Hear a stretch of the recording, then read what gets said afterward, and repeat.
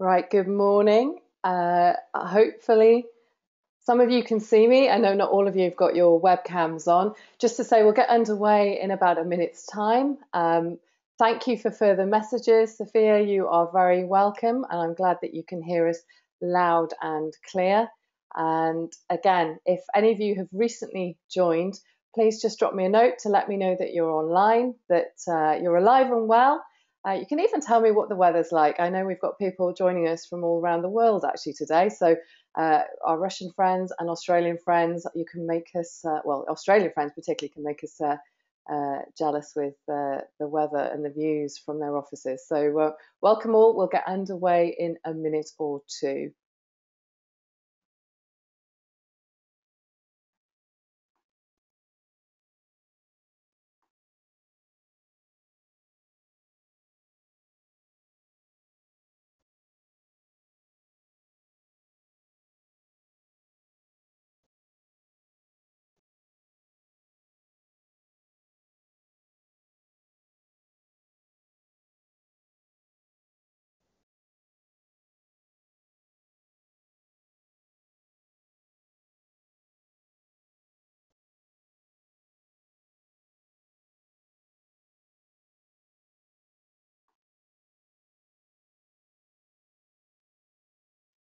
Right, folks, I think I'm going to get underway. There's quite a few people online already. So I would like to welcome you to this webinar today on how to rocket to success with your social media planning. Um, there's a lot to get through today. I'm only going to keep you for about 45 minutes and then take some questions, because I think really the questions are the bits that we really learn from each other on. So how to rocket to success through effective social media planning. A quick intro to me. I am very aware that there are some proper legends, marketing legends on the line today. You're very welcome, Simon Walters. And Craig Walker, you're very welcome too. And there's an array of different sectors on the line. And I've had experience across an array of sectors myself. I have worked across sport and also retail and consumer goods, so potatoes of all things. So there's an array of experience on the line, and I want to utilize that. So this is very much an interactive session. So if you think that you're just going to be able to sit there quietly and not get away with saying very much, although your mics are off, you are definitely switched on in terms of being able to message and interact with me. Please don't leave me hanging on my own. This is a live webinar. This is not pre-recorded. It's not scripted in that respect. We wanted this to be live. We wanted this to be fresh and interactive so that we could also get the benefit of you guys that are on the line. We've got over 80 people spread mainly in the UK, but as I say, we've got some overseas offices who have also joined us today. And it would just be great to get some feedback from you in terms of some of the areas that we discussed today. Thanks to Caroline and Joe, who've just sent me a big hello message. Hello to you, and thank you for joining us today. Marketing Director of CrowdControlHQ, the UK's leading social media risk management and compliance platform. I myself have seen many changes in the arena of marketing, and I get to see that in the day job through CrowdControlHQ, but also just in the environment that we work in. So we're very fortunate to have an insight into an array of different sectors and an array of different environments where social media is playing a fundamental role in the delivery of communications. So what I'm trying to do today is to bring to you some of the lessons that we have learned very recently. And believe me, I'm involved with Birmingham Business School, and I see how far communication thinking around social media has traveled in such a short time. So the agenda today is to look at the mission. So I want to outline what we are trying to achieve as CrowdControlHQ to support and develop your thinking around social media, but also our collective thinking. So we are constantly learning. And as I mentioned, there are some really big marketeers on the line today, no pressure for me, but it's about sharing ideas. So I would love to bring that out. time to reflect. So the journey so far, we just want to take a little look back at how we've got to the place that we're in today around social media, then the life of a spaceman, and then how you can rock it with our support. And again, that's a collective support, not just CrowdControlHQ. So the mission, we would like to make you the best spaceman you can be. Now, you guys might say, well, come on, Michelle, going up into space, it's a complex environment. It takes a lot of planning and preparation, a lot of training. How does that relate to us in our environments, whether you're from public sector, commercial sector, wherever you're sitting today, in whichever part of the country. And the reason we choose spacemen and the environment of rocketing in space is because actually enterprise social media is a complex environment. And actually you face many challenges in terms of that social media environment. Now, I appreciate that on the line today, we have an array of different types of roles. So we have marketing directors who have not necessarily got hands-on responsibility for social media, but manage large teams of social media deliverers. And we also have direct line, frontline social media deliverers who have the responsibility of developing brand and messaging via social media. So we've got a whole family of different people on the line today, but all of you belong to a very complex environment. So just a quick definition here, enterprise social media is how a complex organization with multiple audiences and varied objectives efficiently arranges itself to deliver one-to-one, one-to-many, and many-to-many communication across the digital social landscape. Now, that definition has come a long way. In the good old days, people would say, oh, well, it's a complex environment if you've got lots of social media accounts. And we as marketeers were very much judged on how many social media accounts we've got. But actually, enterprise social media can also involve just one person who is managing the entire landscape of social media for their organization. And we've got some emergency services representatives on the line today. And one lady in particular, she is the social media department. But where her complexity comes in is that she has to oversee the emergency services accounts across 13 different areas. And so she has an array of social media requirements, different objectives, different challenges across different geographical areas. So although there is she is the social media department, she has a complex environment to manage, just as some of you have maybe one social media account and 30 users. So complex, multiple audiences and different objectives. That's really what we're focusing in on today. And I believe that each and every one of you, having looked at the list of the callers online today, that you all belong to that environment. So we will have succeeded today in the webinar if we have helped you to reflect on current delivery. I'd like to challenge your status quo, because I always think it's good to, you've all taken time out to spend with me and to reflect on your current delivery, but challenge yourself to think perhaps slightly differently. We'd like to give you a little bit of focus because we're now coming up to the summer holidays, a great opportunity to plan. Perhaps some of you have a little bit of downtime. I know some of you are manically busy. Again, perhaps you can give me a few comments in the comments bar about how the summer holidays look for you. Is it a time of great planning or is it a time of great chaos? You tell me. But quite often people utilize the summer to perhaps have a refocus.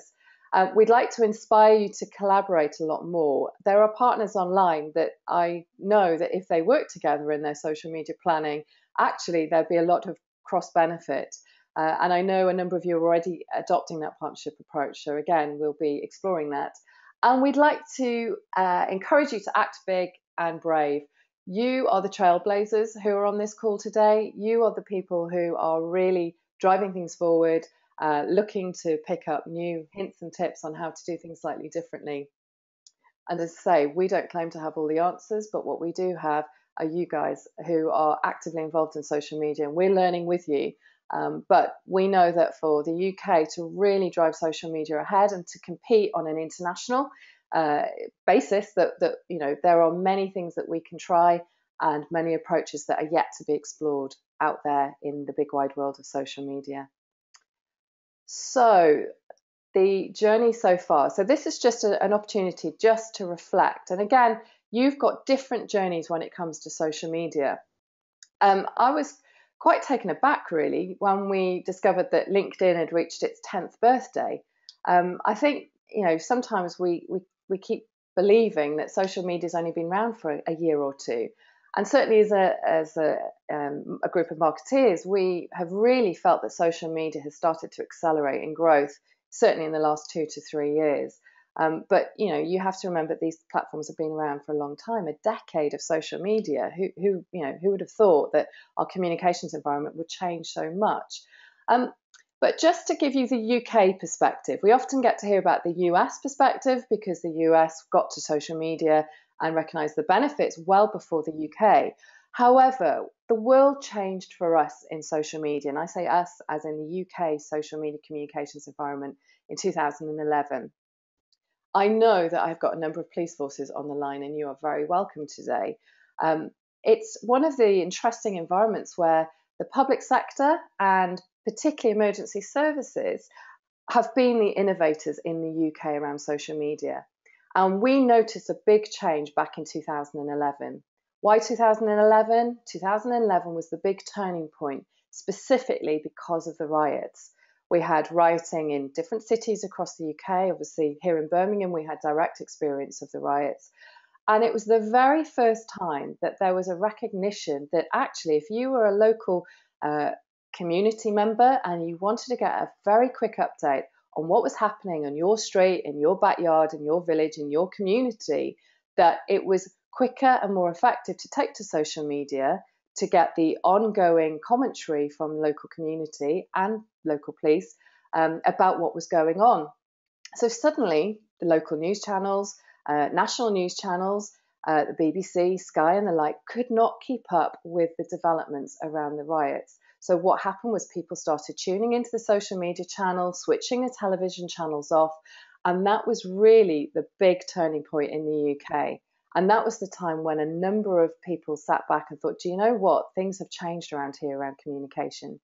So we owe an awful lot to emergency services who were pioneers in this area because they were the first group, the first sector, the first environment to recognise the genuine benefit of adopting a social media management approach to really capitalise on the opportunities that was bringing, whether that was understanding a little bit more about some of the issues within communities, some of the issues around customer service, and the transition from emergency call centres to emergency contact centres, where people could report crimes, could talk to the police and engage with the police via social media.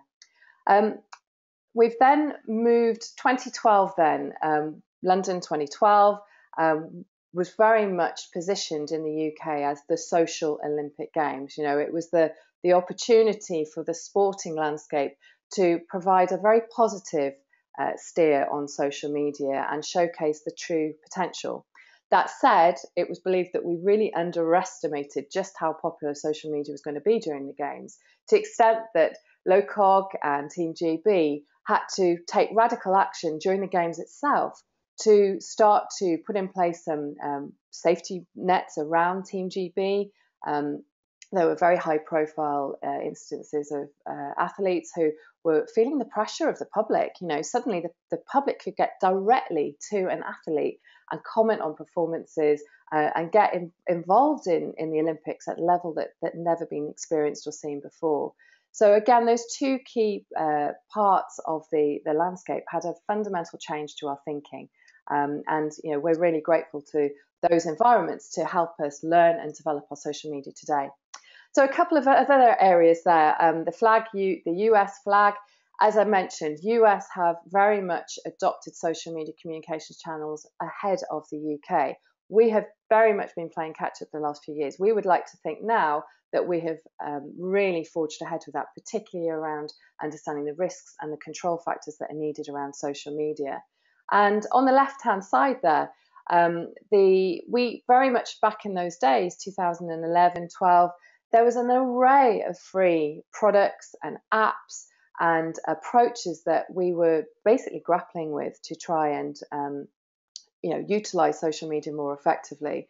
And we still have that array today, and it's quite a challenging environment as you as a consumer or a purchaser around social media management, where you have an array of tools. Some are security tested, some not. And understanding, which tools to use was quite a problem back then. So most of us had a portfolio of lots of different types of products that helped us understand things from, our clout score, which was our influence score, through to measuring and monitoring. So, and I know a number of you still have inherited a toolkit that's a mismatch of lots of different tools from those days. But, we are now starting to get to an environment where it's much more streamlined. We understand security a lot more. So that was the history behind what led us to today. And this is just a quote that I really like from McKinsey. So today, social media enables targeted marketing responses at individual touchpoints along the consumer decision journey. And just stopping to think about that for a second. So we described the definition as one-to-one, one-to-many, and many-to-many. And I think back in the early days, many companies, organizations, enterprises were guilty of just setting up social media channels and using them almost like a telephone. It was there, and if anyone wanted to contact us, then great. Today, we recognize the power of these individual touch points. And I'm just giving you an example there. This is a very personal example. But this was me at Cork Airport a week ago. My flight was due to leave at 3 o'clock, departing for Birmingham, and you can see on the message board there that I was delayed. That was just the first delay. I was delayed by a number of hours after that. And it was getting frustrating. You don't get to hear anything. You just get to see that the number keeps changing and your flight is getting further and further delayed. And I just wasn't getting any information. So that ability for me as an individual to contact the airline, which I won't embarrass that airline, but to be able to tweet that airline to say, come on, I'm in Cork Airport, I'm stuck. I want to know if I'm going to get home tonight. Can you give me an update?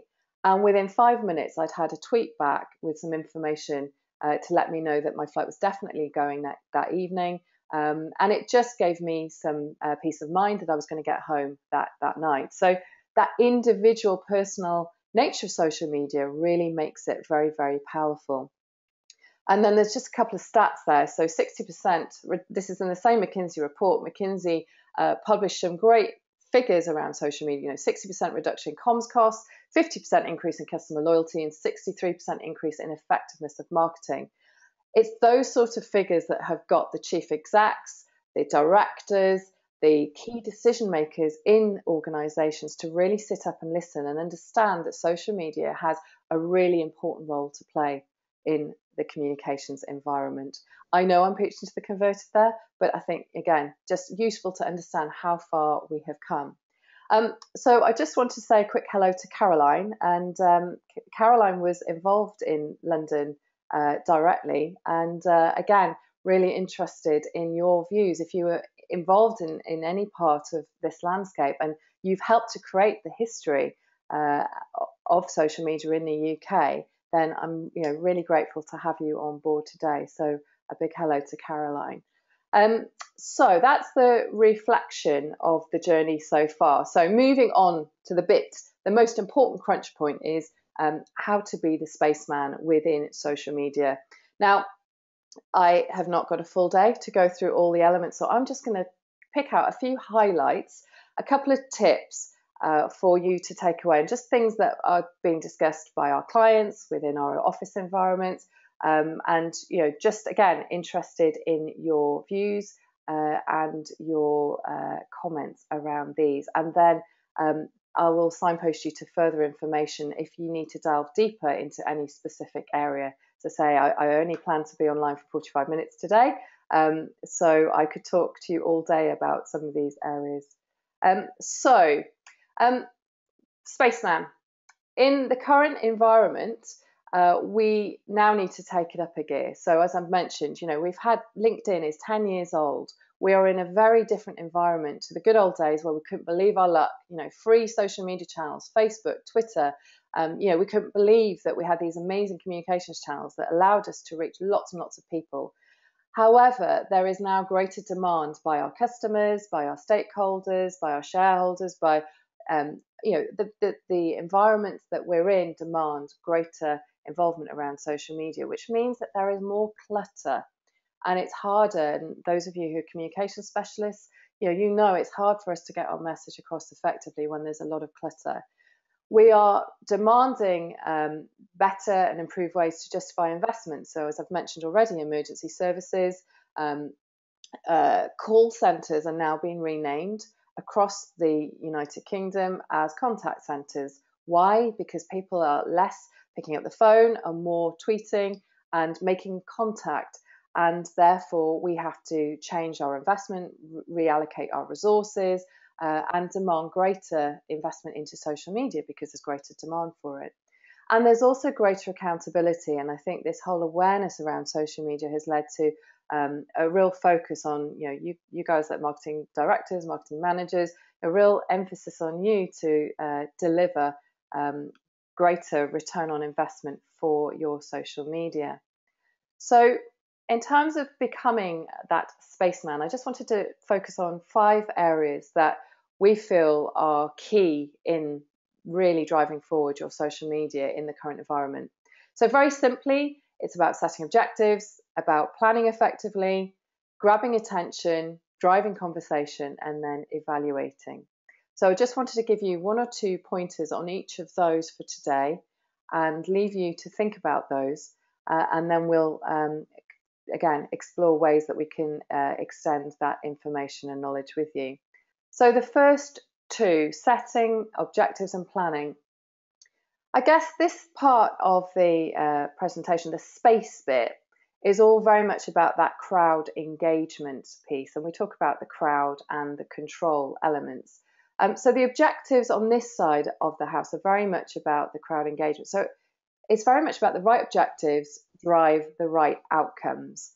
And, I've been a marketeer for a long time, and I've got to hold my hands up that I have been guilty on occasion, and particularly, driving my team forwards, where you get so hacked up in the delivery of a program or a campaign that you get your head down, you're responding, your adrenaline kicks in, and you start to deliver your campaigns. But actually, how much time have we spent with objective setting is always a question mark. And actually, it's the most important part. And although we hear, oh yeah, we need SMART objectives, they, specific, measurable, achievable, realistic, timed, the mantra we're taught very effectively. But if we're being really honest, and I ask you to be really honest, how many of you feel that you have spent enough time in setting the right objectives for your social media?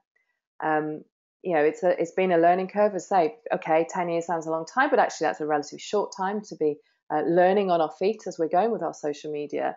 But this was really just brought home to me last week. A marketing director said to me, Michelle, I feel really embarrassed. My team have been measured. Their KPI has been around number of followers. And she said, the penny has just dropped, that our focus has been entirely wrong, that actually the number of followers is irrelevant, because in her case, the quality of the engagement was far more important, because she was looking at repositioning a brand. And she just said, we've just been putting that out there because everyone else seemed to be measuring followers. So we thought followers sounded like a good thing to do. So each and every one of you are going to have a very different type of objective that you need to achieve from your social media. So it's quite dangerous to just look at somebody else's objectives and go, well, it works for them, so it'll work for us. So here's just a few, and I'm sure that you can add to this list. So in terms of your objectives, is it about customer satisfaction? We know that retention is a really important part of communications. Is it customer service, information dissemination? Perhaps you're looking at social media as a research and development tool to help you develop the next big offer, the next big product. Is it very simply about raising awareness? So getting your name out across a wide geography of people or stakeholders. Perhaps it's taking that awareness one step further, maybe changing or challenging perceptions, or even positioning your brand or your product for the very first time. I appreciate for some of you it's going to be hard-nosed driving sales, bottom line, referring people through to websites, getting people to a position where they can sign up for certain parts of your product. And also, I've got a number of you guys from public sector on the line, it can also be about cost savings. We have leisure operators who have utilised social media to reduce the impact on reception desks at leisure centres across the country. So rather than having a lot of very similar phone calls, what time does the yoga class start on a Thursday? Can you clarify the cost? That kind of thing. People are turning to social media to make cost savings and improve the effectiveness of their delivery. So just have a think for a second about the type of objectives that are relevant to your environment. And once you have identified those, it's then about ensuring that you have accurately translated those into objectives. And I'm just going to give you a few examples here because, as you know, objectives are at various levels. So I've got B, M, and SM, so business, marketing, and social media. So I'm just taking that leisure centre environment, and this is also across banking as well. There's been a whole transition in terms of the banking sector. So the business objective might be to reduce calls to a call centre. And that could be for a variety of reasons, but it could be about the resource to effectively answer those calls. It could be not a necessary call centre, but a reception desk. But that's the business objective, is to make some efficiencies there. So the marketing objective is to offer a customer service response via our social media channels. So it's kind of like an offer, really, that is going to be available to the customers. So actually, the most important thing here for social media objective would be the number of inbound inquiries, because rather than messages out or the number of followers, that kind of thing, the number of inbound inquiries gives you an accurate reflection of that customer service response. But this business might be in a completely different area. So grow market share. To grow market share is going to require a marketing objective of, say, raising brand awareness. Now, when it's brand awareness, you just need to get your name out there in front of your target audiences and make sure that the right people are picking up on that brand. So that could be more about reach. So understanding how far your social media message is getting out there and the full reach of that social media. So very different social media set of objectives to the environment before. This is another grow market share, so same business objective, but this time this organisation might be a step further beyond awareness. They've done a whole load of awareness raising via social media, but now need to position their brand. So that's where people understand that the awareness is there, but they now need to understand what that brand represents. So that might be more about monitoring your messaging, that favourability of the messaging. Is it positive? Is it pulling through the key messages that you as a brand are putting out there? So again, just very simple examples, but hopefully you're seeing how it varies depending on the business objectives, the marketing objective, and then retention of stakeholders. I know Nikki is on the line from the CSP network, and you guys are about retention of stakeholders and that engagement. So engagement response is far more likely to be an objective in your mix than a number like followers. So again, give me some feedback on that. Hopefully that is landing, that in terms of objective setting, it will vary for each and every one of you, but be specific, absolutely. Smart, I go smart all the way, but really think about what the objective is to drive your business, and don't have 5, 6, 7, 8 objectives. Keep it really, really simple would be my advice. So yes, we work in complex environments, but that doesn't mean that our focus has to be complex. Our focus needs to be really simple and make sure that we are driving genuine marketing objectives that ultimately lead to the business or the organisation that we represent. So just finishing off objectives, make sure they link to the business, own those objectives, and make sure that your communications teams, your social media teams own those objectives. Test them. So we don't always get them right first time, and make sure that you review them.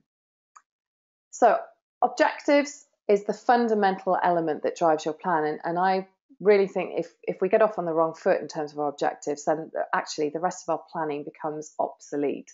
So get that bit right, and actually you are more likely to rocket to success than anything else. So if it was just one change you made today, then perhaps going away this afternoon and having to think about your objectives would be something I would strongly advise. Even if you're spot on with them, it's always worth an opportunity to reflect. So moving on to planning.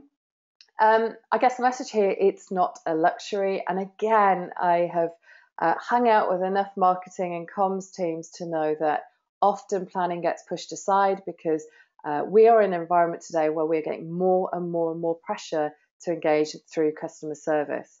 And so in the good old days when we were very much about putting messages out into the environment and hoping we got a little bit of engagement, we've now got a whole raft of inquiries coming in that we need to deal with. So we've got inbound and outbound. So it's not a luxury anymore. In understanding the resource that is needed to cater for that environment is absolutely critical. And this is a spaceman that I know some of you know quite well, Kate Allen, who was a spaceman. She now manages spacemen. But I asked Kate to give me a reflection of a day in the life of a spaceman, a social media manager. And again, there are so many aspects to a day in the life that relate to planning. And I think if you get the principles of planning in place for your team and know that they're there, then it's really easy to steer the ship of social media. So it becomes less of this sort of organic, reactionary, and more about driving genuine objectives that genuinely move your marketing communications forward. So I won't read them all out, but just a couple of examples there. So Kate talked about, she'd check the dashboard every day to see what type of conversations were going on social media. But she would then reflect to her social media plan and check the content scheduling for the day and week. Talk to the relevant brand managers to see if there was anything that needed to be added to the content planner. She makes updates to quarterly and monthly plans to make sure that the content is in line with the key objectives and the milestones that have been set. And then she is always cross-checking with other parts of communication. So things like the advertising that is scheduled to make sure that there is no overlap.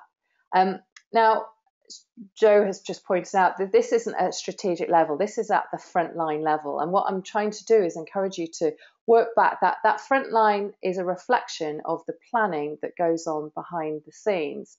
So the key fundamentals for me in terms of that planning, so Joe taking up that very strategic view, is very much around understanding your audience. And I know I don't want to encourage you guys to suck eggs. I know you guys are very proficient in this, but again, perhaps this is just a quick refresher for some of you.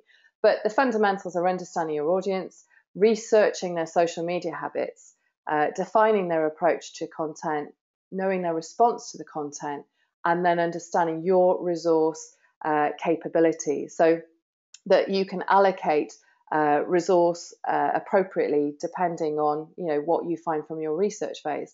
And I know that some of you are very, very small marketing teams. It's quite staggering for some of the biggest brands in the country have got a really, really defined and small team driving them, and all credit to you for the roles that you do. So, sometimes you have to make tough decisions. And I think that the planning process is about making very tough decisions around what we do, but as much as what we don't do as well. So in terms of the approach to content, I think that's probably an area that a lot of people really focus in on. And I think it's wise to do so. And understanding whether your audiences are producers of content. So I know some of you work with young adults and they very much like to produce content and want you to create environments where they can share their content. Or if some of you are perhaps working with slightly older audiences, then you might be more of a distributor of content. There are some audiences that like to sit back and have the content done for them. I saw a very interesting article a couple of weeks ago that was focused on males aged 35 plus. I think it's 35 to about 50. And it said that 78% of 35 to 50-year-olds were active on social media. And okay, no surprise there. But what was interesting was they said of 30% of that 78%, if that makes sense, 30% were silent observers. So they were active from the point of view of logging into their social media environments and reading what was coming through, but they didn't like, they didn't share, they didn't actively get involved in that content. And perhaps some of you are, not guilty of that. That's a trait of that particular profile of male, age 35 to 50 in a particular demographic. But perhaps slightly nervous about engaging in that social media environment. So that doesn't mean that the information isn't getting through. But in that case, if you were a brand or an organization that needs to communicate with 35-year-old to 50-year-old males, then you're more likely to have to do all of the legwork, produce all of the content, and you're not necessarily going to get the big thumbs up and the big yee-haw in terms of engagement, but understanding that that information is getting through, that 30% are actively watching, they just don't want to physically engage for a variety of reasons, concerns about their reputation, what they are seen to be engaging with, what their business and their work environments might think about their engagement, that kind of thing. Complete contrast to us women, 35 to 50-year-old women, who are way more active, and for whatever reason, we like loads more content, we share loads more content, we seem to be less concerned, and then perhaps a little bit more open about our social media environment. So just an example there, same age profile, different genders, very different outcomes in terms of our content. So key fundamentals, and hopefully some of those resonate with you. Thank you, Jo. And Jo has just reiterated her point. So thank you very much for that. So Jo was saying it wasn't an overall reflection, but again, I still think that the key point there is think about your front line, what they need to deliver, and the thinking behind it is a really important part of that spaceman on the front line doing a really, really, really good job. I'm just having a quick look at some of your comments. So George is talking about lean teams. I know a number of you belong to lean teams, and I think some of you belong to lean teams that are just the one of you. So big hats off to you guys. And again, I think the same principles apply. And Caroline is making a point about resource capabilities. Resourcing your digital response should take into account the peak times of each channel so that you're able to respond to the public quickly and in line with your organisational policies. Thank you, Caroline, for that. Please do keep your comments coming. So going back to George's point about that lean team, that kind of Formula One approach to pit stop, the car arrives, the tyres don't just change themselves. It's taken a lot of planning to execute those millisecond wheel changes. The really successful organizations around social media, they rock it because they create an infrastructure that helps them to keep on top of the planning, and they build that into their social media so that they are constantly learning, constantly reflecting on what their audiences want from the content that they put out there. And so it may mean that you need to go through a really big planning process right here, right now, because perhaps you've inherited something that was very organic. Perhaps the objectives weren't particularly clearly defined. I know a number of clients who are on the line today found that right at the beginning, it was very experimental, that you were piloting, you were testing, you weren't quite sure if you were customer service, whether you were brand awareness, and there was a lot of testing. But I think we're now in that position, and certainly I know a number of you are maybe 2-3 years into existing plans where you've got a lot of insight now and perhaps able to cement the key clear direction, the focus, the key objectives, but then create that infrastructure so that it doesn't become a really onerous planning task, that actually you can very quickly move to understanding your audience more effective to get your social media bang on.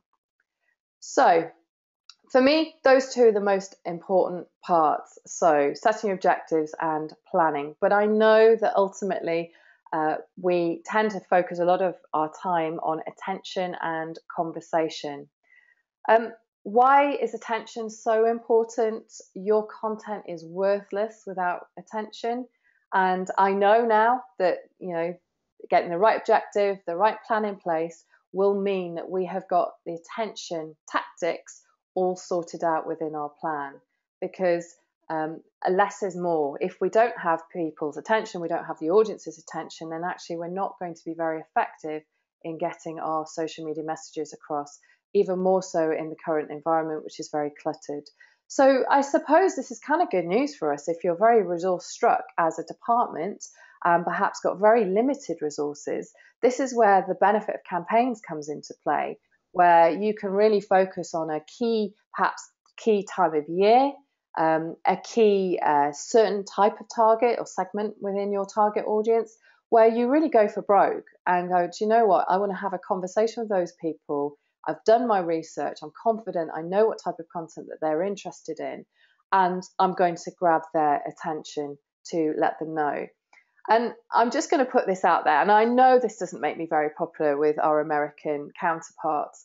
Our American counterparts talk a lot about fans, and I think it makes some of us in the UK feel a little bit, well, I don't know, despondent, because the idea that is sold to us is that all of our social media, followers, and we talk about fans, that they're fans and they want our content because they're really engaged with us.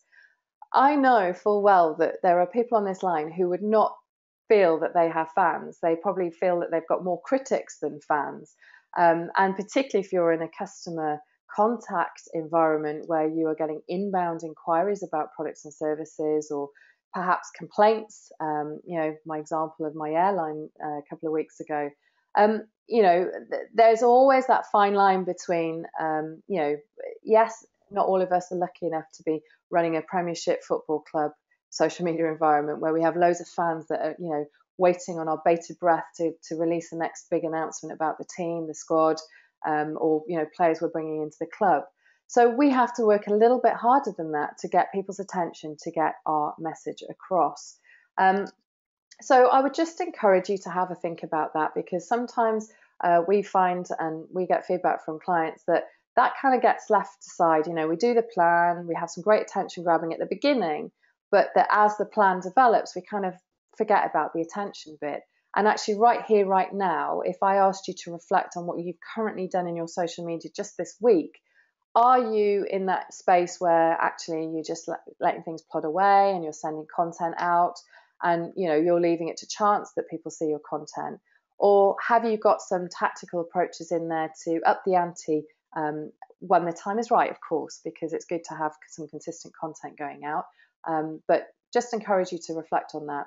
So key messages here: less is more. Clearly, this is where advertising and promotion can be very effective. And also empowering advocates. And again, this is where I think that there is some great scope for partnership work. And those of you who are sponsors, there are some big brand names on the line who I know you do a lot of sponsorship.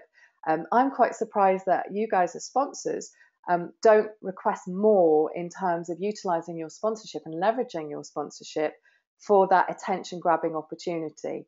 I see a lot of sponsors come in, particularly around sporting events. Obviously, I'm very passionate about my sporting events with a background in sport. And there's no requirement for that. And yet, people sat in stadiums, people admiring events or cultural events, whatever it is that you've sponsored, you've got attention there. That's a great opportunity to deliver some social media messages when you have that captive audience. So we have some more comments coming through. Okay, so George, I'll come back to that question at the end if that's okay. So question in there from George. So we need to grab attention, and then we can have the conversation. Without attention, you ain't going to have conversation. Conversation is very much going to be strategy dependent. So as I've mentioned, good luck if you are trying to engage 35 to 50-year-old males in conversation. You're going to get to the 50% who do actively engage, granted. But if you really are trying to get to the others, then conversation, it's not going to be a big engagement agenda that you're on. So your strategy will be very, very varied to a customer contact center or an emergency center contact environment where your conversation might be under big pressure. People might be quite intense, stressed, very time sensitive, that conversation happens quickly, effectively, and that they are directed very, very quickly to some form of action. So we all have very different environments around that. So understanding the conversation, looking at the number of inbound versus outbound comments is a really good indicator to us if you are part of a customer service environment. So understanding whether the conversations are very much inbound and customers coming to you saying, woohoo, we need to talk to you, or whether you are more of a conversation in terms of putting content out that you want to engage your audiences with. So some of you will be more reactive and proactive. I would recommend that you have a nice balance in there. I know that some brands plan 3-4 months ahead in terms of their content. So again, small teams, they plan their campaigns out and they schedule for 3 to 4 months. And they can tell me now what content they're going to be putting out in November. It's all scheduled and it's all ready to go. But that said, the reactive, as marketers, context is really important. So that reactive social media can also be incredibly powerful. So do try and leave time in your plan for that reactive. And that environment is going to be key. So creating the right environments, particularly for young people, where they can feel that they're safe, that they have a bit of ownership. Again, that comes down to your channel selection, your LinkedIn versus your Facebook and Twitter, that kind of thing. Triggers, there might be certain things that your audiences are very passionate about. The riots, the communities were very passionate about safeguarding their environments, and that triggered a whole load of conversation. So again, having some capacity to scale up when there's a trigger, and I know some of you work in crisis PR, you have to factor that in, and you're more experienced perhaps at factoring that in than a brand manager that has a lot of consistency. But what happens when something triggers? How do you deal with that? And then always having a call to action within your conversation again is quite important. You talk about, well, gosh, Michelle, we've got 140 characters in a Twitter message. How can we have a call to action? But you have the biog, you have extra information that you can signpost people, and ultimately it's a two-way conversation. You want to give people the ability to respond to you. And I get really frustrated with some mainstream brands who are not on this call, who probably should be, where they just pump out information. And I don't know, the public are do post comments, but they'd never get responded to, they never get dealt with. And I just think, well, you're devaluing the brand. So why are you adopting that as a social media approach?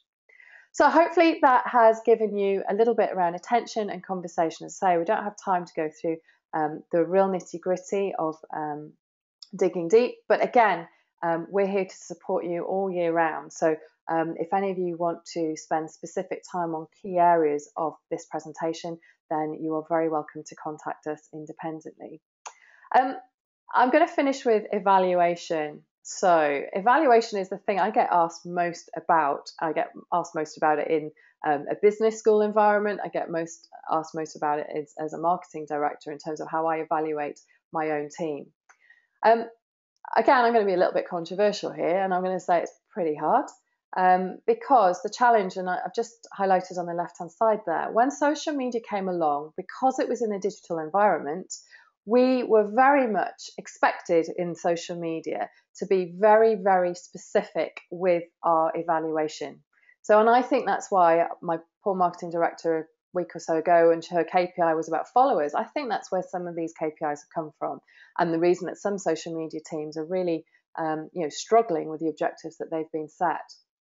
So, as I said here, the challenge is that SEO, email, banner ads, etc., digital environment communication have got, on the whole, direct cause and effect, and extensively they're used to generate leads. So there are numbers, numbers of people that come through to, respond to an email. You can put a precise figure to it. But you must always bear in mind, and I'm not trying to cop out here, and I'll come on to some of the specifics that you do use for evaluation around social media, but I just want to give you the context that social is a two-way. Customers control the frequency and the intensity like no other form of communication. They decide whether they're turning us on, turning us off, the level to which they want to engage with us. So in that respect, social media is Jekyll and Hyde. It has two environments. Yes, it can be part of the digital environment, and you can put lots of fancy numbers to it and talk about clicks to websites and how many customers respond to an email. But do not lose sight of the fact that social media also has a place alongside PR, alongside TV advertising, radio, sponsorship, in the challenges in determining the bottom line sales impact because of the nature of that two-way communication. So brand favorability, it's hard to evaluate brand favorability. Yes, we can understand the messages, but if I've got 30% of my males 35 to 50 who are just seeing it and not doing anything with it, it makes it a challenge in terms of that evaluation. So just to bear that in mind, social media, when a CEO says to me or challenges their marketing director and says, you have to put a precise number to the evaluation of your social media, make sure that you create the whole picture. So creating the whole picture for me is about understanding what the key measures of success are. So yes, you can have reach, engagement, and actions, and they're specific and they're very simple to pick off in terms of your social media analytics. But you can also look at the shining light, so the engaged revenue creators, so your best customers, if they are engaging frequently with you.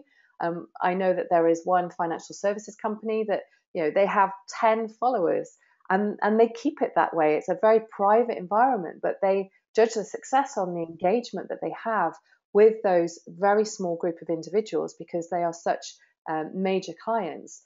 So their objectives are very different. They're not interested in reach and level of action. Referrers, you might look at how many people recommend you to others. There's the loyalty, so churn. So again, you might link that to your customer retention strategy. Operational savings. So I know that again, back in the leisure sector, one leisure chain has been monitoring the number of calls, physical phone calls to the reception desk of their leisure centres and looking at that coming down and moving that more to social media environments where one key message can reach a much larger audience rather than that poor receptionist having to answer 20 phone calls with the time of Pilates. One message and it's out there and it's spread far and wide. Partnerships, some measure their success by the number of partnerships that they work with within their social media strategy and engage to help grow a message. And I know a number of you have campaigns, particularly in the police and community services environment, where you actively engage key partners to help with that message. So although you might have a small central team, you judge your success on how many partners you can get to help promote and engage and add to your campaigns. And for some of you, it's market intelligence, and we get to see some really, just as the police use social media environments for intelligence, those of you who are from a commercial environment, we know, we see some very elite market intelligence about competitors. So again, some different key measures depending on which part of the sector and landscape you're in. I'm just going to have a good quick look.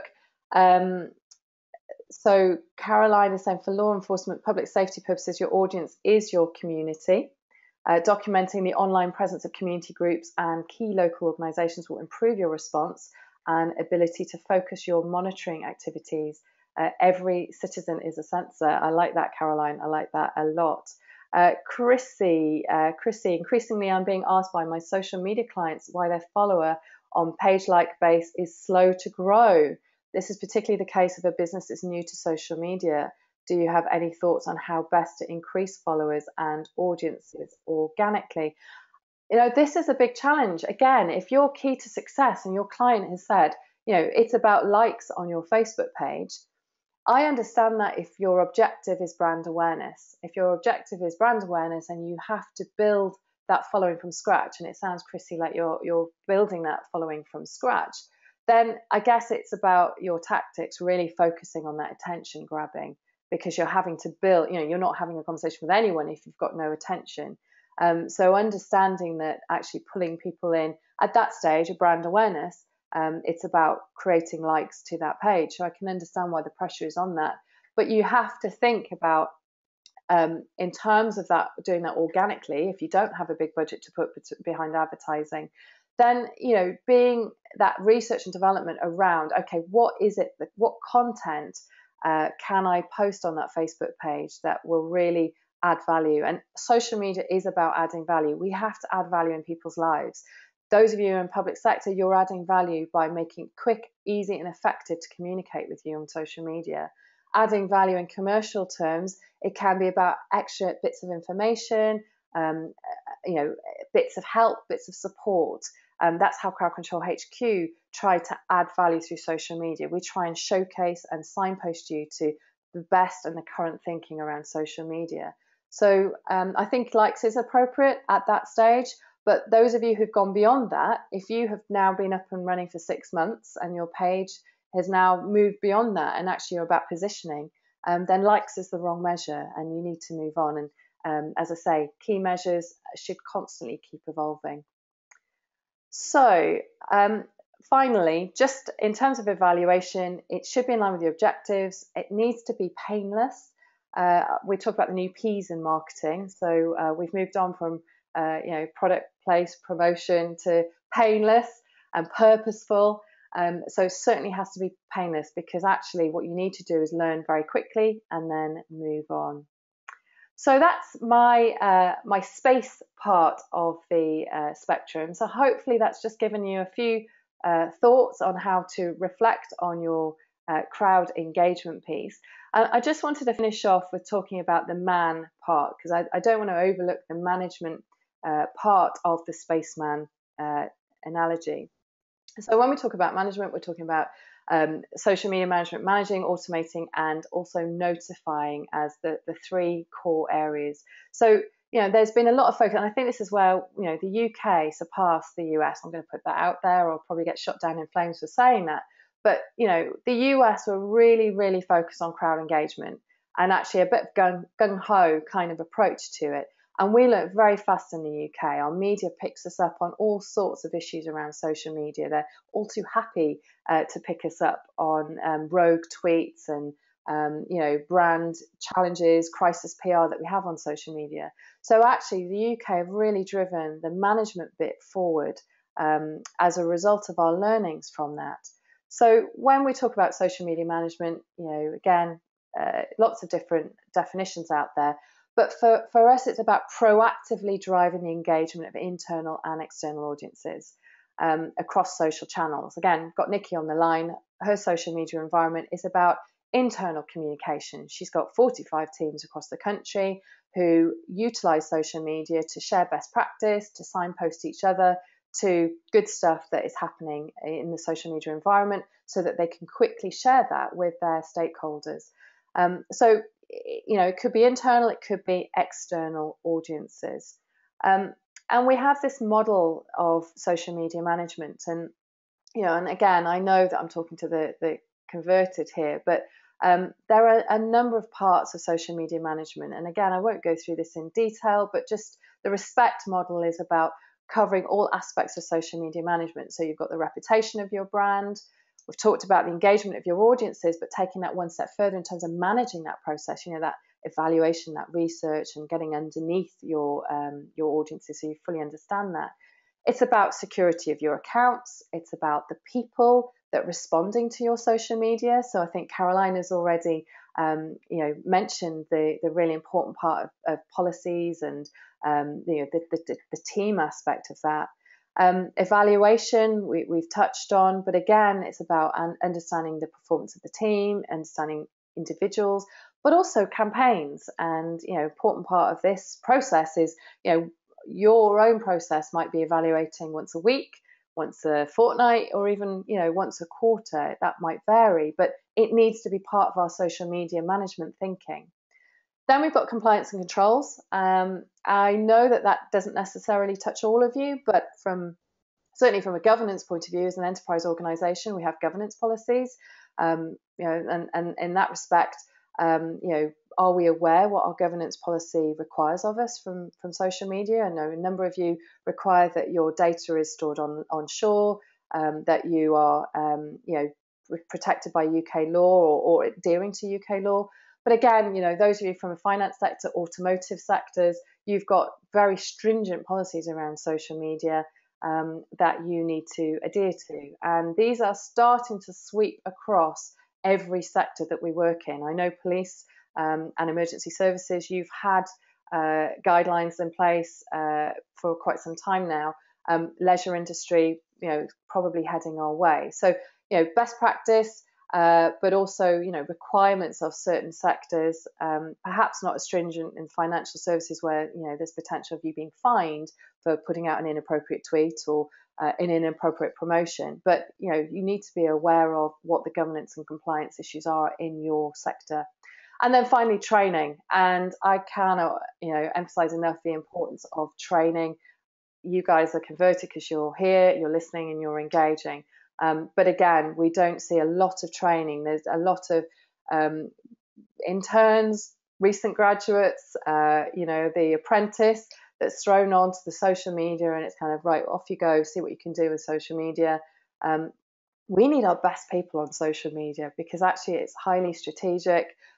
It's a big responsibility in terms of the respect model as to how we manage our brands.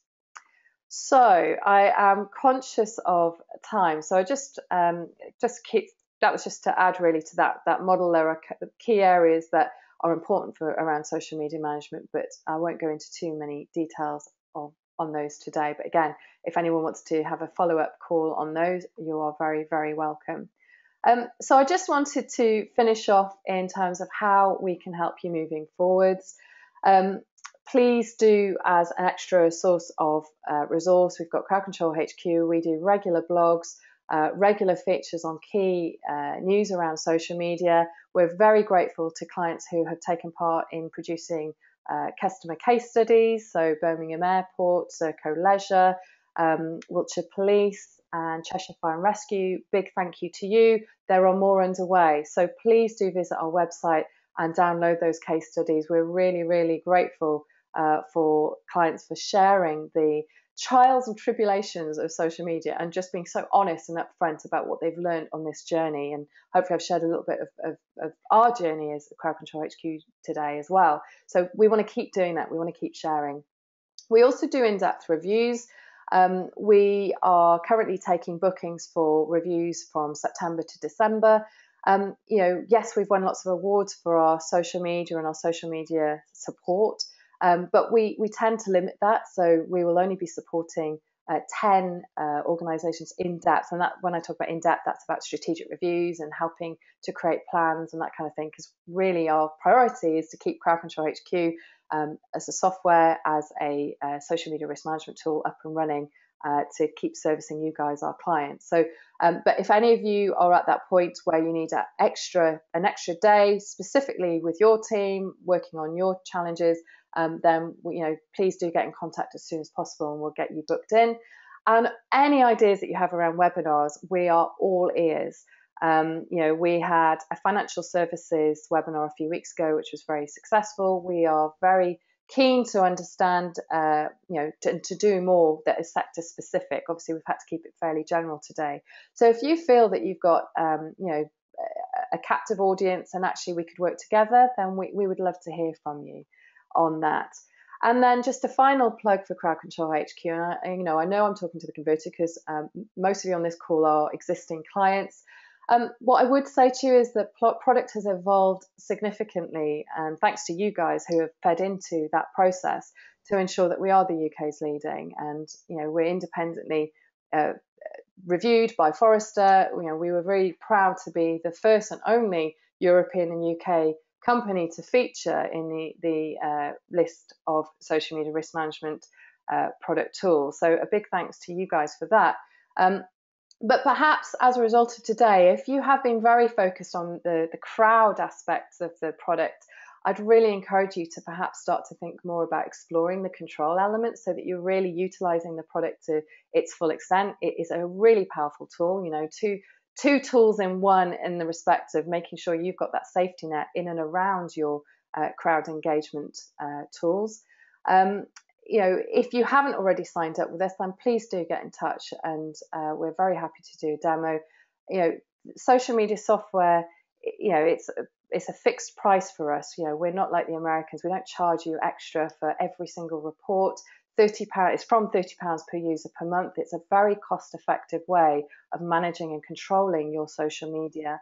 And we take pride in just producing a fixed price that you can download as many reports as you could ever want to stay on top of your social media. We are penetration tested. I know that there are a number of back bedroom brigades that operate in the UK now. We've had to invest tens of thousands of pounds to make sure that we deliver the security, the hack attack that we all dread. We have to invest a lot in our product to keep ourselves as the UK's leading. And obviously all our data is onshore and UK compliant. We also have a very, George, I know a number of you work with George as a customer service team. We're based in the UK, so we're running on your body clock, so to speak. So a big thank you to you. I hope you found the presentation useful, and conscious I'm a couple of minutes over time, but again, if there are any questions, I've got quite a few questions here already. But thank you very much for listening. I will take some questions now, and some of those questions we may take offline. But just to say, as a follow-on from today, you'll all get a copy to the presentation as a link. Please do give us your feedback. Still early days for us on these webinars, so we're still learning as we go. Hope it was of benefit, and thank you very much. So a big thank you there. I'm going to stay on the line now and just answer a few extra questions. So anybody who wants to stay on with me, you are very welcome. But those of you who have to dash off, then big thank you for joining us.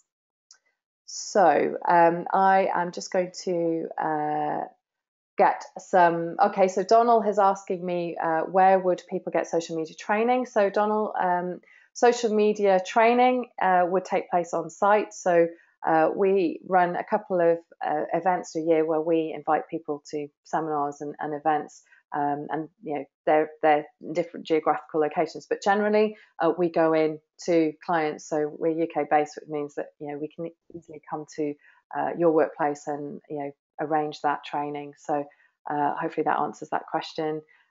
Caroline, you are very, very welcome. Thank you very much. I'm glad that you enjoyed it and that it was much appreciated.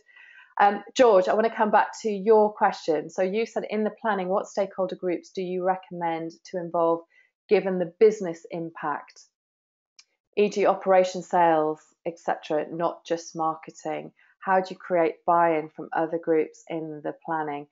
George, that's a really, really good question. And I think what we have seen is a large education process.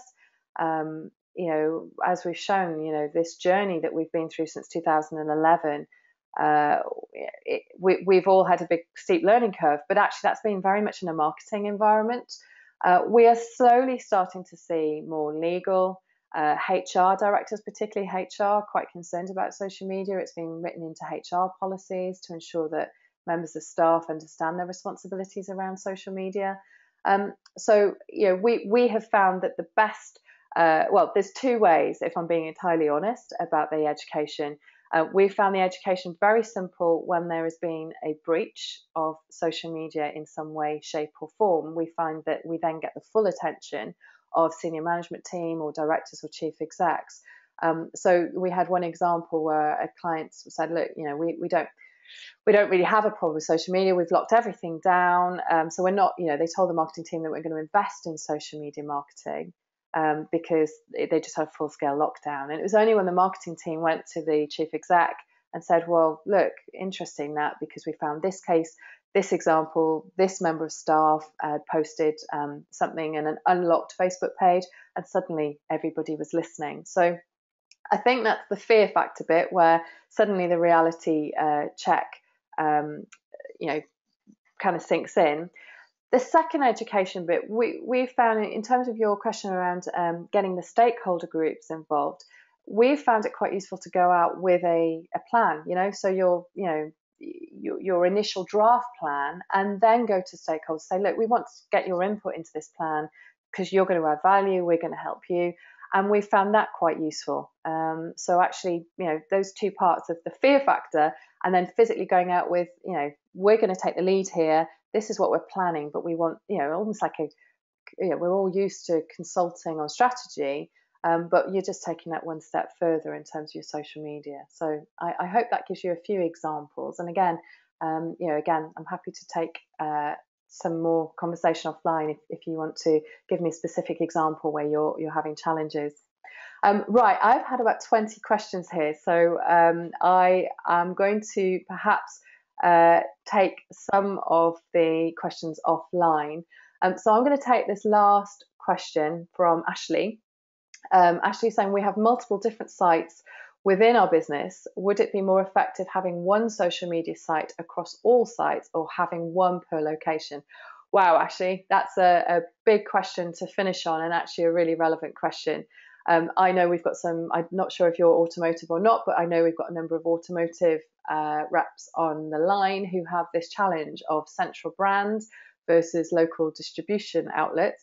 And central marketing feel very much like they need to have the control of the brand messaging, and then that the local environments feel that they should have control of the social media marketing.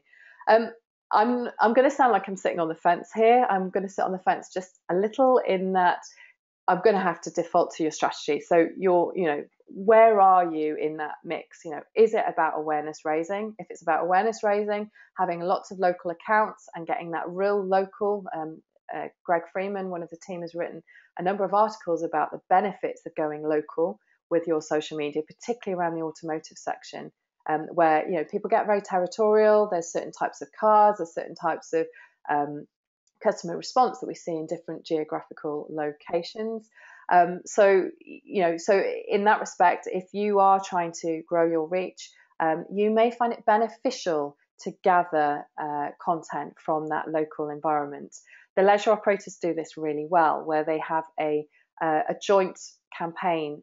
So they have national, the marketing team will create some very central messaging, and then their portfolio of leisure sites, so it could be 60 leisure sites, each have their own specific accounts that then personalize and push those messages out. I do also think, though, that a lot depends on the ability to quality control that. So we talked in that enterprise social media management model, we talk about brand management. It's really difficult to manage all the messaging at a very, very local level, and I think that's where people get nervous.